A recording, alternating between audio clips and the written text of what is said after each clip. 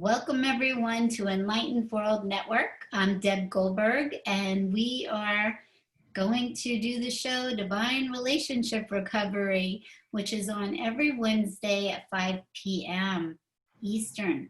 So I hope that you keep joining in because it's a great series with spiritual messages that come through that we're being asked to talk about from a divine perspective. And I'm so happy that I have Michele Landers here today as my special guest host. Welcome, Michele.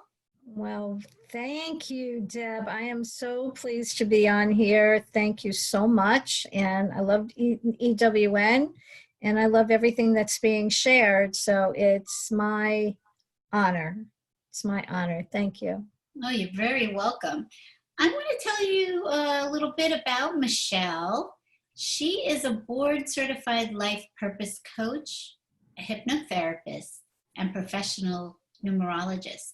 She is a dynamic and gifted lecturer, teacher, author, and consultant on the subjects of personal empowerment, spiritual wisdom, the law of attraction, and numerology. Michele was a recurring coach on Fox, WFLX, Eye on South Florida, with Shannon Cake, and can be seen regularly on NBC's WPTV Channel 5 at 11, Healthy, Wealthy, and Wise segment. So Michele also has a show on Enlightened World Network. So I also want you to be able to share people because it just started, right? It's been 1 week. The baby, it's brand new. It's just a little baby. Right. So I want you to help people understand what your show's about, when it's on, and what are the topics that you talk about. Okay, thank you. Thank you, Deb. Yes, it's on Thursdays on EWN Enlighten Living, and it's from 6 to 7. And the name of it is Heart and Soul. And it's a way to take your life to how to live an extraordinary life. And what I mean by that is we all have the ability to live an extraordinary life. And as we were talking about previously, which I love, is that we are all already perfect spirits. We really are. And the only issue that we have is not recognizing that. And so on the show, what I hope to do is allow people or give them the permission or honor them in their peeling away the layers to see the truth of who they really are and their magnificence and how they can see themselves through a new lens, a more loving, heartfelt, soulful lens. And I do that by, either having guests on like you, which I hope you'll be on my show soon.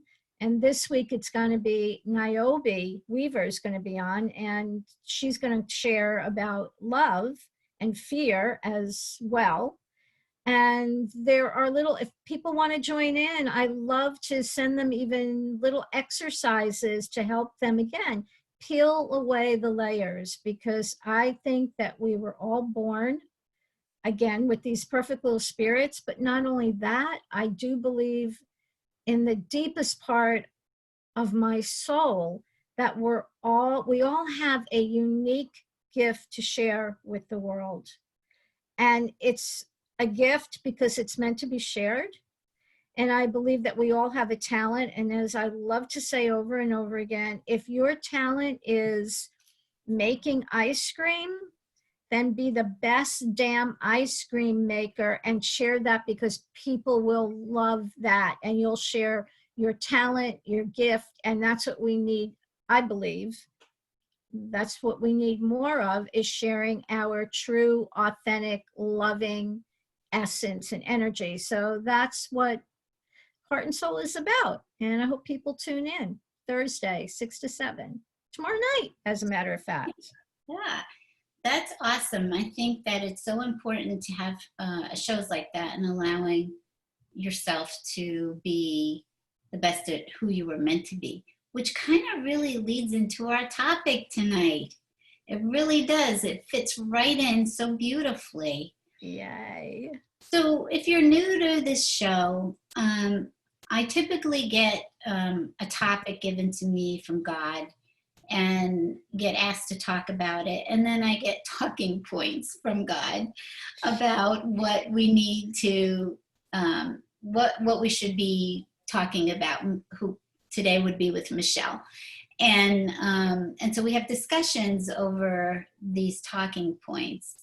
And also for those of you that so you know, when I talk about God, that I refer to divine love as God, that it's not religious, although I have also spent most of my time with God feeling like it's male energy. So a lot of times I refer to God as him, even though I know it is no gender.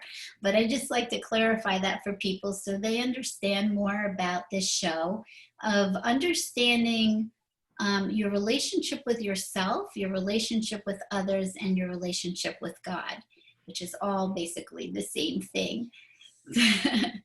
So tonight's show is called Love, what it means to love yourself.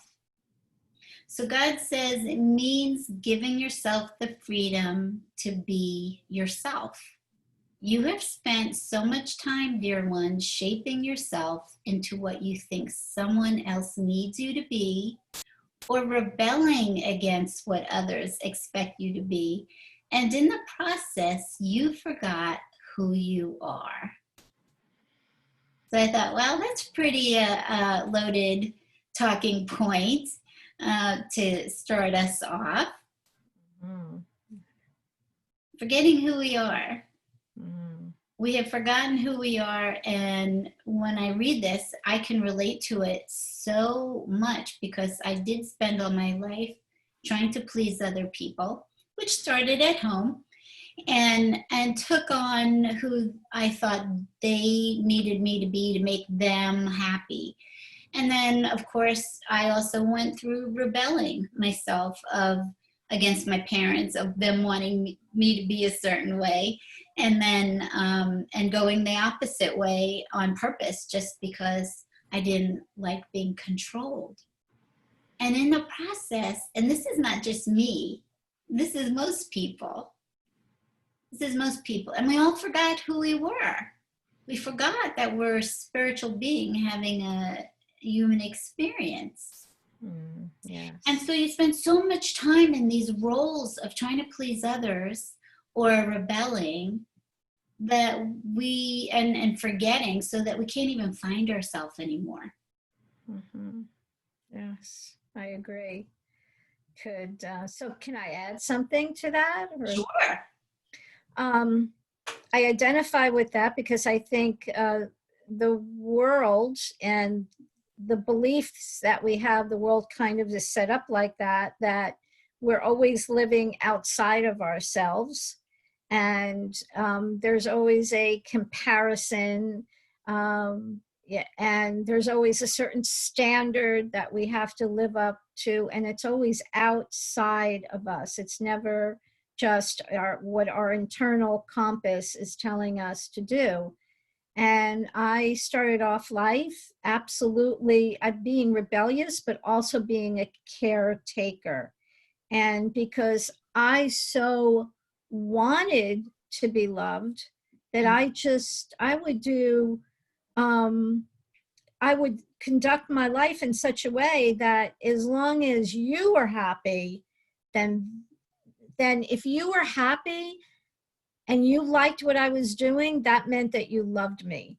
Mm-hmm. So there was so little time that I spent on understanding who I really was. And then that's a whole process, because when you open that door, and sometimes I call it a trap door, when you open that door, and when I fell down the rabbit hole, I had no idea. And it's a good thing, because I probably would have never opened the door. It would be too frightening.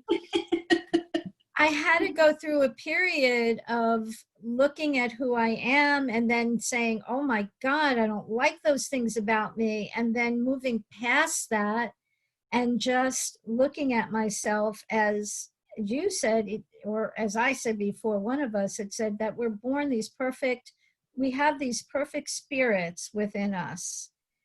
And understanding that not from an ego place at all, but from a spiritual, God-loving place, that we're fine just the way we are. And if I find myself ever either getting upset or defending, then I know that I'm not in that place of God love. I know I'm not in my center. Those are two big giveaways. If I have to defend, or I feel aggressive, or if I think I have to try to convince you, which I pretty much think I've lost that a long time ago, having to convince you to believe what I believe, because whatever you believe is what you believe. It's fine. So it's been a wild ride for me, but I do really love spiritually where I'm at, and I can appreciate others so much more. And I can see the perfect spirit in them, and not be thrown off base by something that they do or say. It's a little bit tough with my granddaughter. I have to say that. I'm still working on stuff with her because, well, that's a whole story, but we joke about it because we did that I don't know if we've ever done True Colors, but True Colors is a way to define a little bit. I wouldn't say it defines, but it illustrates what your love language is. And my love language is physical touch.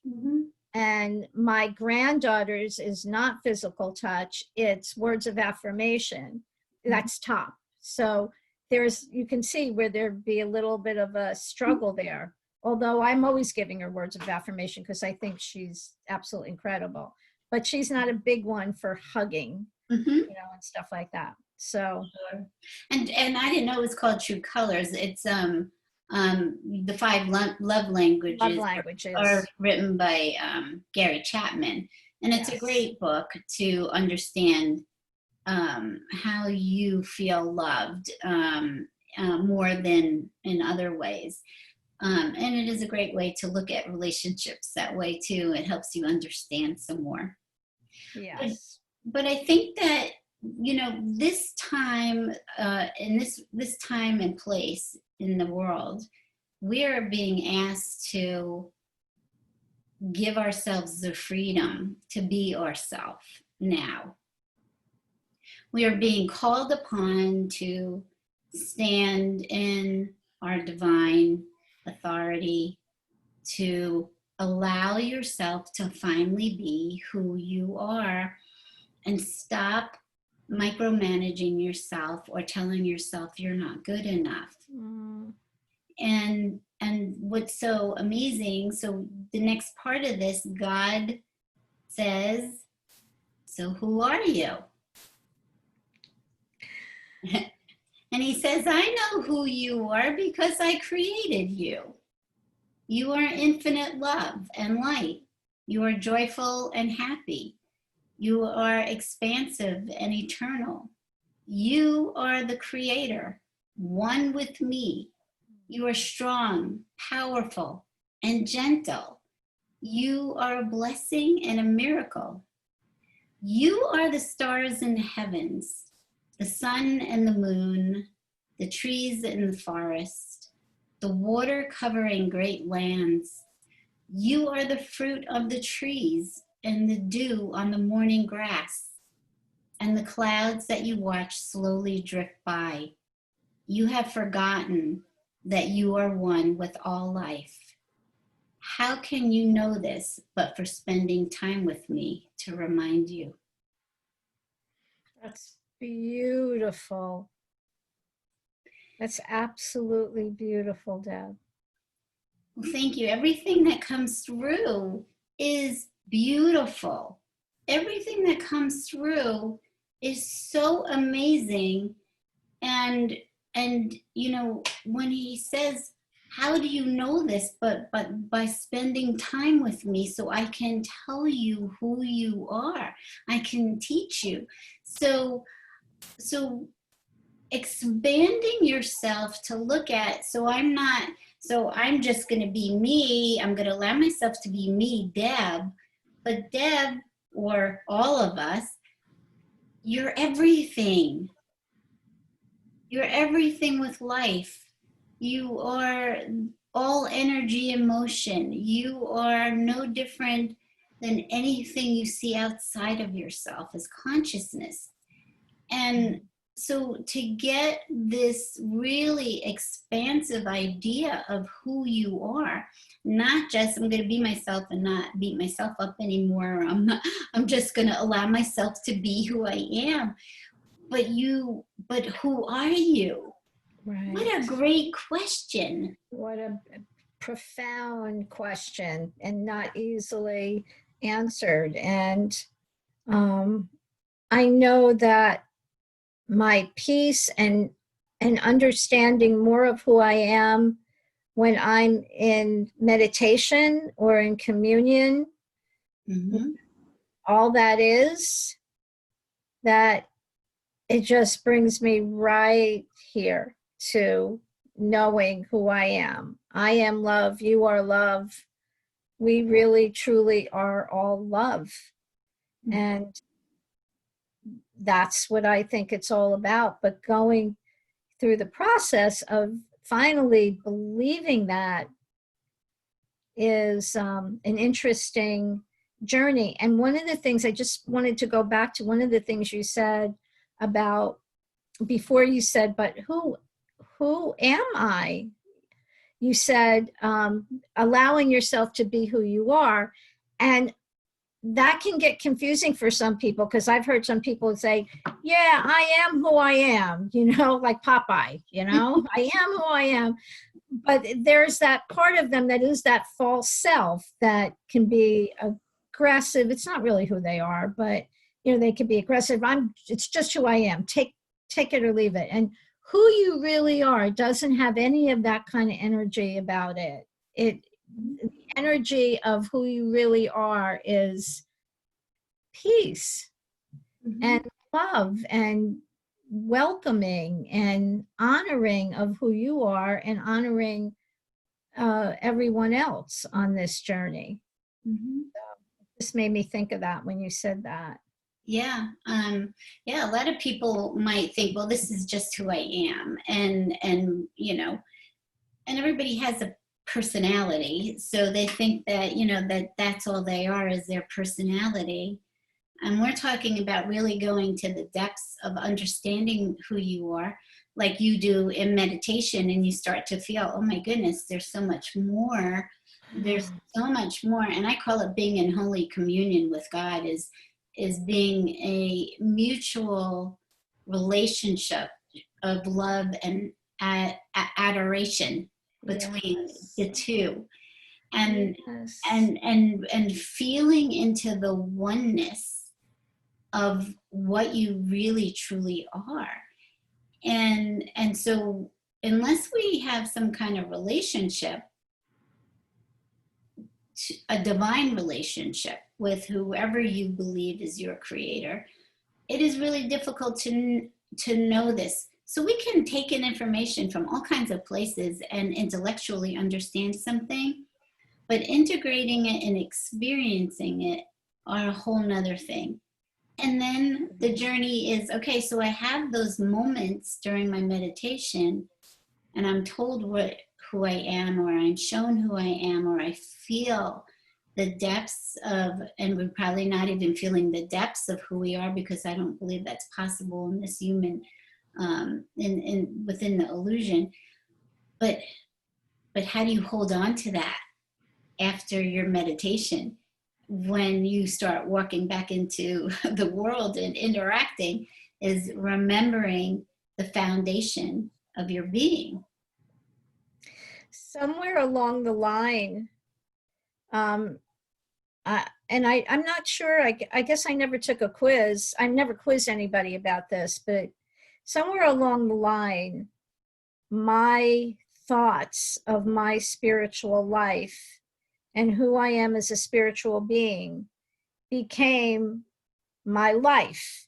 It's not like I go into meditation and then I go out of meditation, and not that I am not affected by the world. I don't want it to sound like that. Of course I am, but 24/7, I'm conscious that I'm a spiritual being.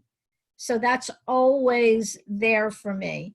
And I can monitor myself. I mean, not like a school monitor, like, wait a minute, but I can feel it. I can feel it instantly when I'm out of alignment, because my life is 24/7. It is a spiritual experience for me. And so I guess that was my point to answer your question. How does anybody do it out of meditation? Because meditation is beautiful, to have that one-on-one, that holy communion, and that heighten the connection. You're always connected, but I think that heightens, for me, it heightens the connection. And then when I'm out of meditation, I'm still in that, that connection just takes on a little bit of a different shape, because I'm in the illusion of a physical experience. Sure. Yeah, and that's a journey in itself, is learning how to maintain that, what you've learned, and staying in your knowingness, being able to see things in yourself as they pop up during the day. And that for me, that was about making my spiritual practice an all-day practice too. Right. And I know when I first started out, just being able to stay present for a minute in a day was a big deal, that it wasn't easy. It was, you forget, you get to a certain place in your journey and you forget how frustrating it was at the beginning of just trying to stay present, and not even do anything else. It's just, how do I just stay here and now, and not live in the past or the future, and stay present to everything that you're doing. And it's just a process. And I don't know that you 100% ever get to a place like that in your lifetime, because you're always being pulled back and forth into the illusion. But making it a spiritual practice of, like, okay, I'm going to start out by being present, and then I'm going to meditate, and I'm going to do these other things that keep filling me up with more of me, is a great way to do that. And the other thing that I wanted to say is, we're talking about being yourself and understanding really what does it mean to be divine, and that you are already that. So when we're talking about also being yourself, it is that you are divine perfection at this moment, with everything that is included with that you think shouldn't be included with that. Right. All the things that you experience on Earth, you believe that it shouldn't be part of your experience, that you should be having only this experience, or I should look this way, or feel this way, or not feel that way, when none of that is true. So you also get an expanded understanding of that you are that divine being right now, with everything, all these aspects of yourself. Right. That you are divine perfection as that. You're not trying to achieve that. You already are that. And I've said before, we have just as much of a hard time of believing our own perfection as we do of letting go of ego thoughts. Correct. And letting go of the illusion. Letting go of the illusion over and over again is a constant practice, right? And it's hard because you're always bumping up against that contrast. It's just as difficult to embrace your divine perfection. It's easier to think of yourself through an ego lens than divine perfection lens. It's really very interesting. It is very interesting because when I think, and again, for me, if I think of myself as this, well, when I feel it, when I'm in really, again, in the meditation and that communion, but it is challenging to go around thinking, yeah, I'm this divine being. Somehow your ego wants to step in there and go, yeah, I'm all that. And it's like, okay, wait a minute. And I feel I'm in my divine perfection when first of all, I love to cook. So when I'm doing things that I do with great love, is also another part of me. I love to cook. I love to serve people. So whether I'm making a meal or I'm making cupcakes and decorating them and that's part of me, and I feel part of my divine self because I'm feeling love when I'm doing it, and I'm hoping that I'm conveying that love to you and honoring who you are as well. But yeah, I get it. It's challenging. The physical illusion of this physical life is really a challenge at times. Yeah, it certainly is. And the next part of this, God says, you have been given gifts and purpose for this world. Do you know what they are? Wow. Come closer to me so I can bring you to the passion that lingers in your heart, waiting to unfold.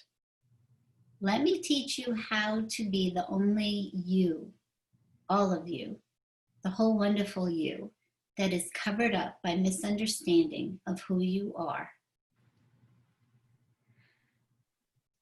Wow.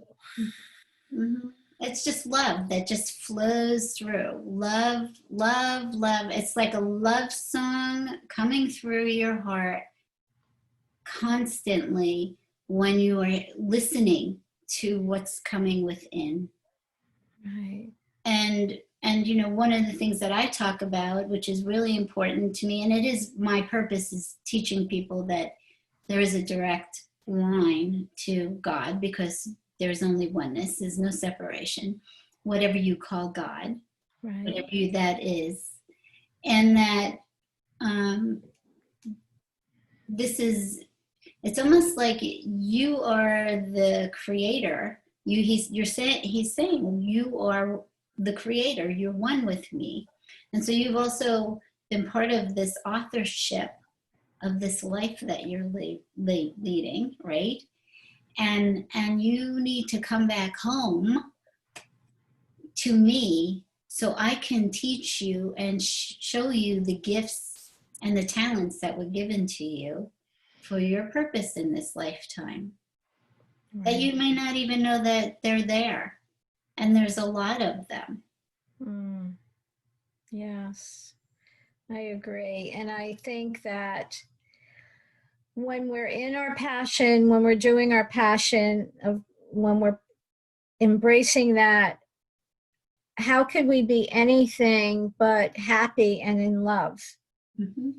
And I also always say that what a better world, what a brighter world, what a more loving world this would be if everybody was doing what they love to do, because happy people don't do bad things. It's pretty simple, right? Happy people who are happy with what they're doing and honoring who they are and doing their passion, there's no space in there to be mean, because they're at peace. And that might seem Pollyanna-ish, but I don't think it is at all. Because the people that I know who are really doing what they love to do, they're happy. Mm-hmm. They're happy people. And I think I'm not sure which philosopher it was, but I was reading a whole book once on all the philosophers and what their beliefs were. And one philosopher, I don't know if it was Socrates or whoever, said, if we could just take all the children away from their parents for about 18 years and just allow them to flourish and bloom and not put anything on them except allow them to express themselves, everybody would fall into whatever it is that the farmers, the people who love to work with the earth, the people who love to build, even the politicians in the good sense of the word, of the brotherhood, which I think that's what that originally was meant to be. The leaders, everybody would just fall naturally into where their heart was calling, the artists. And I think that's a pretty good idea. Of course, it's not something we could do without being arrested, but it's a good idea. Yeah. Well, we also know that we came here to have this experience, and it's supposed to be fun. And it's supposed to be fun in the sense of you have this beginning story, you forget who you are, and then you wake up and you start to realize, oh my goodness, what happened? Like, I forgot. And I know that there's more to life than what I just see in front of me. And so everybody's on their own path. Yes. And we I pray too. I pray for everybody to understand the Holy Communion that's inside of themselves of love, and to work from there. But this world is divinely orchestrated, and we're seeing all of these things for a reason. And so I think it's about really starting to being able to stand in your own belief system of who you are, and free yourself to be yourself, knowing that you're good. Right. Which for me, I had to work through all of that. I call that a Pandora's box that got opened up. And yes, and it was abrupt, but it was the best thing that I ever did, because then you start dismantling this faulty self, which is the whole journey. And when you have a divine relationship with love, the faulty self keeps getting stripped away. Yeah. Over time. That's what we keep doing, is stripping away the faulty self. But we're also here to enjoy and create. And we're a character in a play, in a theater. God's told me this is my stage. And I've had John the Baptist ask me, don't you like being Debbie? Don't you like being Debbie? And I said, I don't think so. I went through a period of I don't know. I don't think I like, just take me home. I don't want to play anymore. And so I had to go through a process of really taking in the understanding of what a gift this is. This life is a miracle, that I'm a miracle, that you're a miracle, that why wouldn't I like the character that I've been chosen for, right? And it's sort of like an actor getting into character and really saying, yes, I'm saying yes to this character. I'm saying yes because there's also all this unbelievable treasures inside of yourself that's part of this experience. Right. So it's this misunderstanding of who we are constantly is being stripped away so we can see some more. I call it like God's pulling up the veil. Like, here you go. I'm going to give you a divine point of view. Right. I'm going to pull up the veil, and you're going to go, whoa, what did I just see or understand? And then the veil comes down again. Yeah. And there's this process of it going up and down the whole time. and seeing if you can maintain your learning how to really master your internal dynamic and believing more in who you really are and not who you thought you were. Right. And what better way to figure out who we are by coming up against the relationships in our life, right? That show us that's what they're there for. It's so divinely, as you said, orchestrated that we're in this world with all these other people who are more than willing to serve as our mirrors as we do for them. And we're a mirror for them. We're all mirroring one another all the time. And what else you were talking about, I love what you were talking about, that because I think on the journey that we all go through that dark night of the soul, where when you're searching and seeking for yourself, which is what it really is, in that part of the dismantling, I think most of us, if not all of us, go through that dark night of the soul. And that can be pretty frightening and pretty scary. However, every time, and I don't think it's just one time that we go through it. Certainly for me, I've gone through a few dark nights. Every time, I go here and go, oh, this is great. Whoa. Oh, what was that? And it's usually when I see something else about myself that it's like took me by surprise. And the false self, though, it's really that's part of who I think I am. I guess that is, Michele, that's part of who you think you are, but that's not who you are. But that belief has led to a lot of different choices and decisions in your life. In the end, it's all good, but during the time that it's happening, it's not always so good, or it doesn't feel so good. But that's why we have the relationships, right? Yes, we have the relationships. And then as we keep moving ahead in the journey, we realize that there's only one. And so there's only one. There's only one relationship. There's only one relationship. And you are looking at a reflection of what you believe is inside of you. And there's a mixture, because we see the divine side and we see an ego consciousness side. So there is only one. There is no separation. It's like you are here by yourself and you're seeing all these different reflections of you. And it is about learning how to really expand your heart and being able to expand your ability to understand your ability to love, that there is so much more room in your heart for love, for forgiveness, for all of these things, for I guess I can call it like drinking the Kool-Aid. We all drank the Kool-Aid.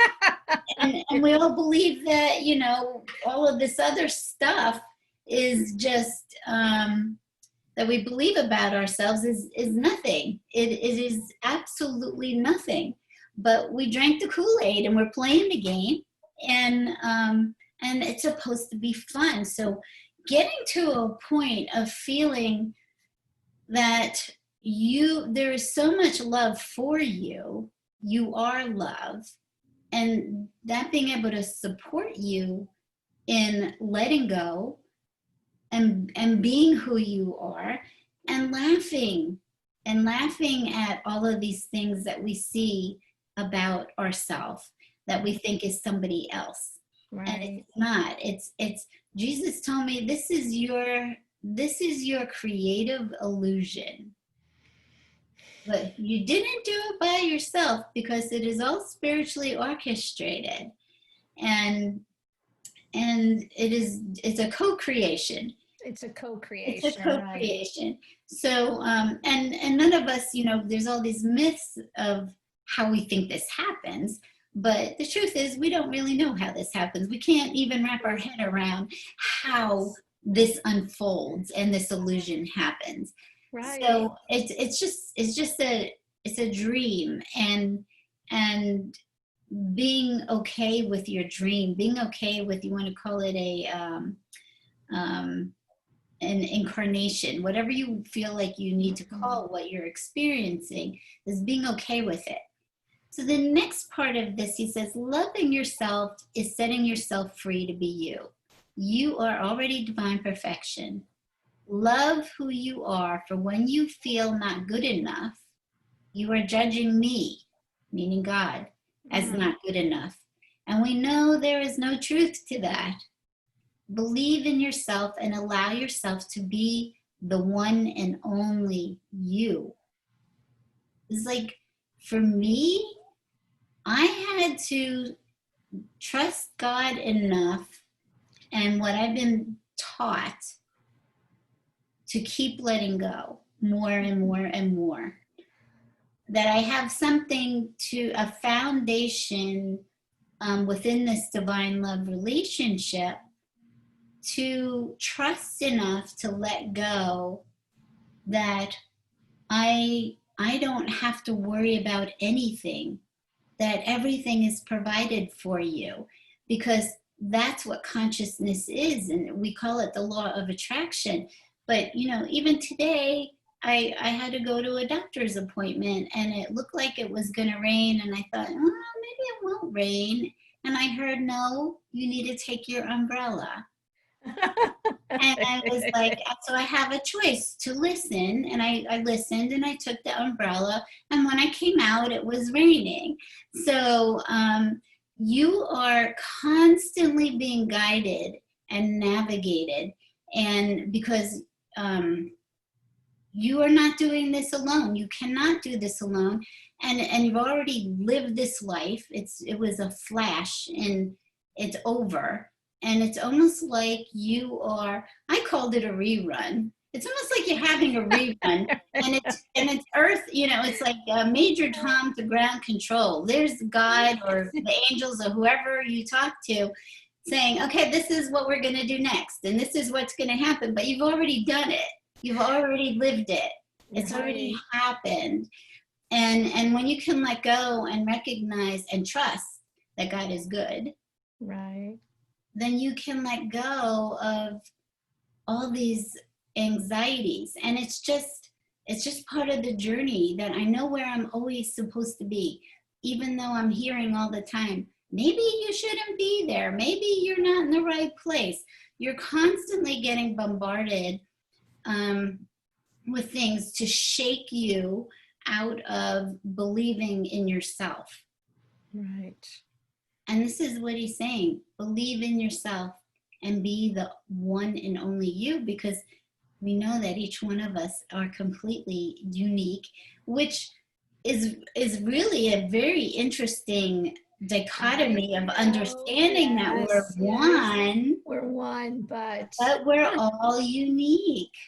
I picture it like, just like the sun. And the sun is always throwing off gases, right? So we're those little sparks, those little gases, but we're part of the sun. We're part of the whole. So we all are really one, and yet there's little pieces that are thrown off of it, so to speak, but it's still all one. And as you said, it's like a really interesting dichotomy that we co-created. And it's amazing to me. There have been so many things that have happened to me. I so believe in the law of attraction. I think there's a wild card present, but that's a whole nother story, because we can't know everything. And I'm so glad that you said that, because we can't and we don't, and that's just fine. But when I listen to my intuition, or these little things come to me and I pay attention to it, it's just friggin' amazing how it shows up. And I have this thing about houses, and I don't know why, from way back. And my first house, I had no idea that I was going to get this house, and I was just, because I love houses, I love home, I love all that stuff. And I was living in an apartment at the time, or we were living in an apartment, and I was just flipping through magazines, and I out of a magazine that was really, really thick, and I cut out this one. I didn't cut out the picture of the house. I cut out the diagram, the blueprint of it. And it was on the refrigerator with all the kids' pictures and all that stuff. And then years later, when my husband and I went to buy a house, it was like a movie. We were taking everything off the refrigerator, and this one little piece of paper floated. And my husband picked it up and he said, "What's this?" And I said, "Oh my God, that's from like 3 years ago, whatever." And he looked at it and he said, "That's the blueprint of our house." And I went, "What?" And he said, "Yeah, look at it."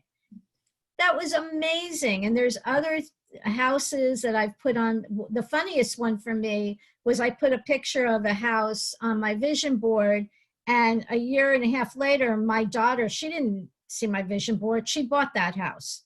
So sometimes I'm envisioning for other people houses. It's fine. Right. Well, it seems, well, that's where the law of attraction is, but I also look at it as it's already been done. It's already planned. And, but we don't know that. We don't know that those thoughts or visions are planted as part of our story into our heart, that we're passionate about something or we desire something. And then it's, we think we're putting it into motion. And I constantly am told, you don't have to do anything. You don't have to do anything. I am bringing this to you. Right. And it's really already there. Yeah, it's already there. It's all part of the plan, but we look at it as serendipity or something like that, or law of attraction. But what's really happening is it's already happened, and it's part of your story, part of your plan, but you don't remember it. You don't remember what the plan is. It's part of the fun of forgetting and going, "Oh, what's this?" So it is so beautiful. I constantly am just like, I'll be working on something, and I'm told, you can stop now, because you're not really making anything happen Anyway. You don't have to be like, going crazy and nuts of worrying about doing something, even if it's your passion. It's sort of like, no, I am bringing this to you on a silver platter. If you allow it to be that way, rather than thinking that you're making this happen, you're not making it happen. It's already that, and that's hard to believe with people, that your life's already planned. It's already happened. That's a question I know that that I had for a long time, but I do believe that I don't know if it's different or not, but I believe that everything is all happening at the same time as well. Mm-hmm. But when people would get, psychic impressions of something that was going to happen, my question was always, you're picking up something that's going to happen, because it's already, it's already all planned that this is going to be the way it is. And that's not really the example I wanted to use, so forgive me, but it's okay. It's like, am I making it happen, or is it already happened and planned already, and I'm just seeing it? It's just like, so I have to dial in, instead of, like you said, stressing about it, and because that anxiety and that anxiousness will block that, that communication, that pipeline, that anxiety I always like to say is anxiety clogs. It's like plaque in an artery. It clogs up that pipeline to the divine. It does. So, being able, and if you really look at it, if you say, okay, I'm going to let go of whatever I'm holding on to or worrying about, I'm going to let go, and I'm going to, talk to God about this. I'm going to give it to you. I'm going to completely let go. And all of a sudden, whatever was is released, right? It's shifted in some way. It is, and so, and that's all learning energetic stuff. How to balance your energy, and how resistance works and all of that. So there's so many different things going on to play with in this illusion, that are pretty remarkable. But sticking to, allowing yourself to be your full self. So if in the illusion you're like, okay, there's ego consciousness and there's divine. Well, we know that there's only one mind of God. But if you're just be your whole self, whatever that is, your whole beautiful self, and stop questioning you. Because what I have learned is, if I do something or say something and I think, well, maybe I shouldn't have said that, or I shouldn't have done that, I hear a correction right afterwards. Like, okay, so I just learned something that I prefer not to do that next time. And so if you don't allow yourself to be yourself, you can't have these corrections of what you feel good about and what you don't feel good about, and it's like you're always making these choices. And so being your full self, you allow yourself to see also the beauty of yourself, instead of hiding that. Instead of hiding it, exactly. Right.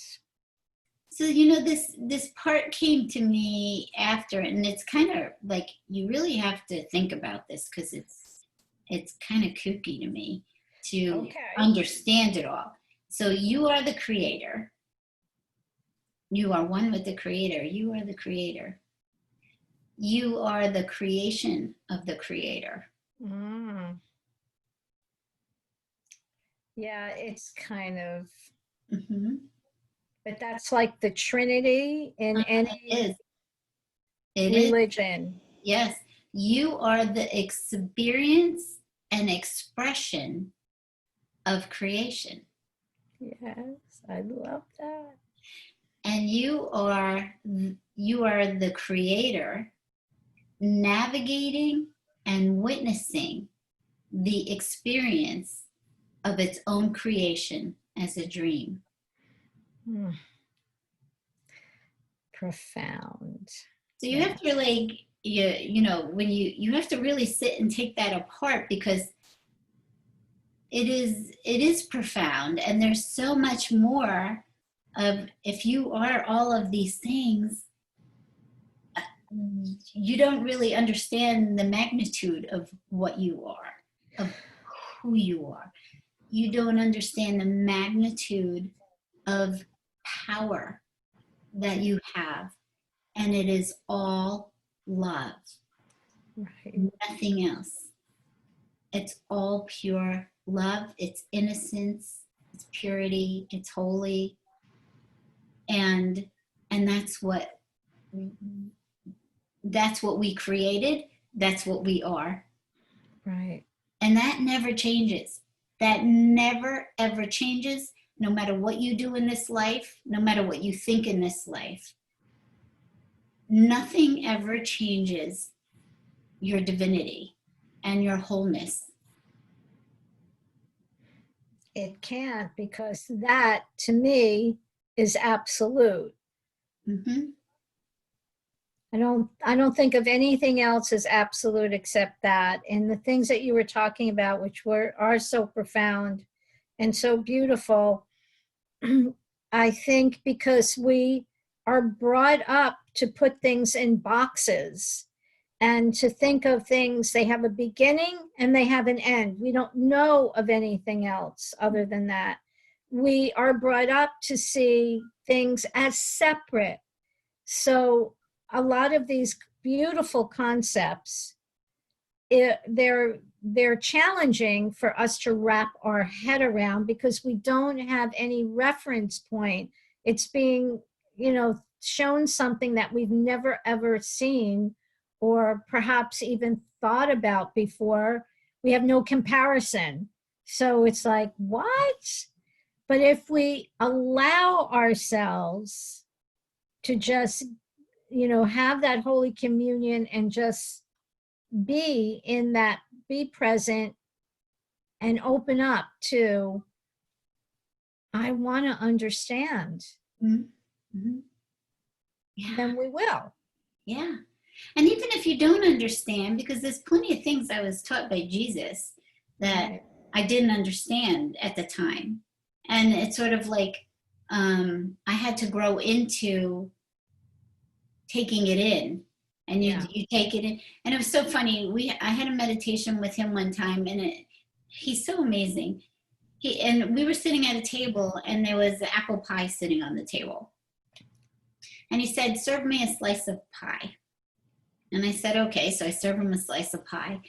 And he starts to take a fork full of the pie. And he said, and then he talked to me about, and when I'm talking to people and teaching, that most people, like myself, needed to have a fork full of pie at a time so it could be really tasted and taken in and really taste the apple pie and understand it and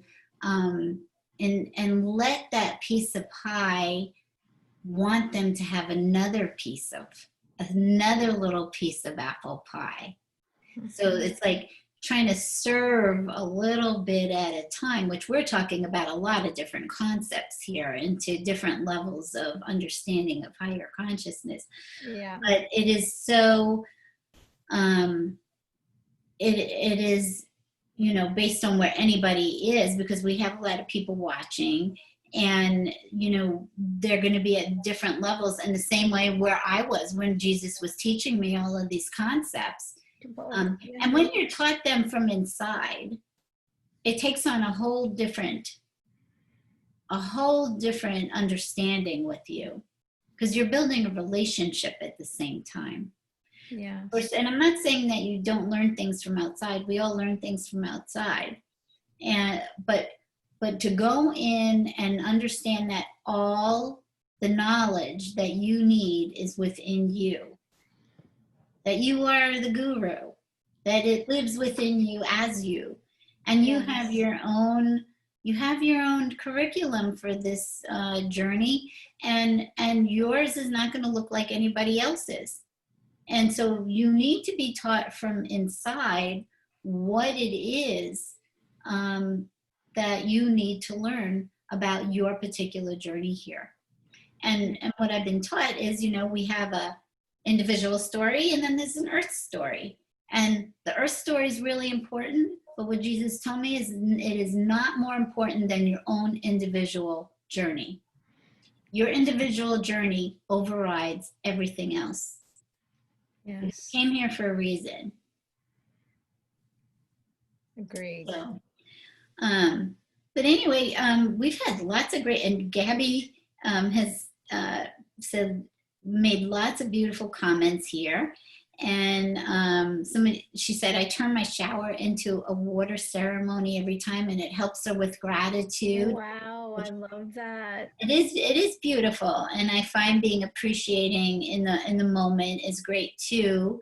And my relationships are a big part of what has brought me here and teaching me who I am. Most of it not pleasant. I'm with you, girlfriend. Yep, I got it. Yes, and I've done a show on that, and I'll probably be doing more teaching about relationships, because you're really having a relationship with yourself. And I've talked about, you're really getting, sometimes you just want to separate from this person, like if a marriage or whatever, and you're really divorcing your other shadow side Yeah, that yeah. you don't recognize. It's really learning how to balance those two things that are going on inside of us, all that we think are going on inside, the divine and the ego consciousness, and bringing harmony inside. And the more Yes. that you do that, the more everything shifts on the outside. But that is a huge practice. And so Carol says it's frustrating that to not have learned these things sooner in life. And Carol, I said the same thing too. I was like, Jesus, why'd you wake me up at 56? Why didn't you wake me up earlier? You know, I would have been a different parent or whatever, but everything's in divine order. Oh, This right. story, your story is unfolding exactly the way that it's supposed to. And I look at things now, I'm like, okay, I'm 62, and I'm thinking, my whole life is in front of me, and I'm so darn excited about what's to come in the future, and that age doesn't matter, and that if I grew up, my kids grew up with me a certain way, that's what was meant to be. It's part of their story. So Exactly. we can't turn the clock back, and we need to accept things as they are, that they're in divine perfection. Gabby says, I think that also, but for me, I had to learn lessons, experience things first so that I could see. And yeah, I'm the same way too. I'm like, I jump in and I'm like, okay, I'm not one of those people that say, I'm going to stay on the safe road. And I'm just going to, I'm going to dive in. I'm going to dive in, and I'm going to be rebellious, and I'm going to do all of these things, and so it makes it feel sometimes that learning's harder, but I think that it's we're all doing it in our own way, and there's not one right way. It's your way. There isn't. Everybody's way is the right way. And I love also what you said, that we're all our own best guru. We are really our own best guru. That you don't, it's great to listen to things. I mean, I've heard things that have, they say shaken me to awaken me, but I don't put anybody on a pedestal. And I just don't think that's what we're supposed to do. And I know that there's, I just think that we are our own best guru. So that's where if that information helps you turn more into yourself, great. That's great. But not to follow someone as if they are the be all and end all and everything that they say, because believe me, I'm sure there are plenty of times where, there have been plenty of people that I loved listening to them and in hearing what they have to say. But when you start wrapping your life around what they say and what they think that you should do, that will, to me, lead to a problem and a breakdown as well. It can lead to a breakdown because you're trying to be like them as opposed to being your wonderful, magnificent self. Said beautifully, because each person has their own truth. Yeah. So somebody else's truth is not your truth. And you don't put anybody on a pedestal. That is just not appropriate. The first time I met God, I was on my knees, and he said, get off of your knees. I did not make you to be on your knees. We are one. We are one. There's nobody out there that knows more than you do. And this is so empowering. So I'm just gonna leave with the thought of, go inside and learn the magnificence that lives as you, in you. Yes. Because it's amazing. It's bliss. It's everything you've been looking for. Can I add one little thing and then? Of course. Okay. Are you familiar with the deathless guru Babaji by any chance? Okay, all right. Babaji is called the Deathless Master because my understanding is from things I've read and one person who comes from New Jersey who had an experience with Babaji in India in the 80s. Supposedly he comes back over and over again. Well, he just materializes, dematerializes, and then shows up. And she was a psychotherapist from New Jersey, and she kept going to India, Hadakan someplace, whatever. So there were so many incredible experiences that she described, but the one that stuck in my mind was exactly to reference what you said about God said, you don't have to kneel. They were in this room and they were all kind of chanting. And by this point, they could all communicate pretty much telepathically. And Babaji was kind of looking at her, telling her, bless me, bless me. And she was like, bless you?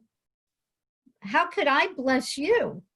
And he said, bless me, bless me. And so she opened up her heart and sent him blessing. And it was like she, in a great way, a beautiful way, kind of exploded with love. And it makes me want to cry when I think of that particular experience that she had, because he was demonstrating we're all one, we're all love.